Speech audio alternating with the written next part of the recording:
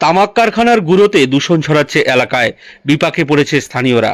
মাথাভাঙা ১ ব্লকের পচাগড় গ্রাম পঞ্চায়েতের বাইশগুড়ি এলাকায় একটি তামাক কারখানা থেকে বাতাসে উড়ে আসা তামাক পাতার গুঁড়োতে দূষণ ছড়াচ্ছে এলাকায়।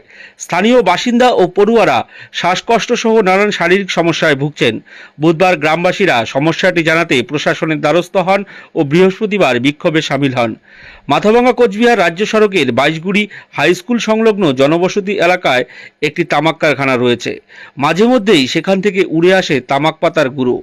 অভিযোগ, তামাকের গন্ধে শ্বাসকষ্টের মতো সমস্যা দেখা দিচ্ছে পড়ুয়া থেকে শুরু করে স্থানীয় গ্রামবাসীদের।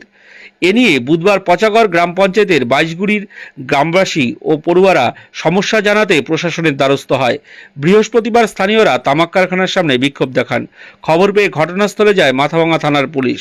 স্থানীয় বাসিন্দা জাহাঙ্গীর আলম জানান, বুধবার মাথাভাঙা মহকুমা শাসক সহ প্রশাসনের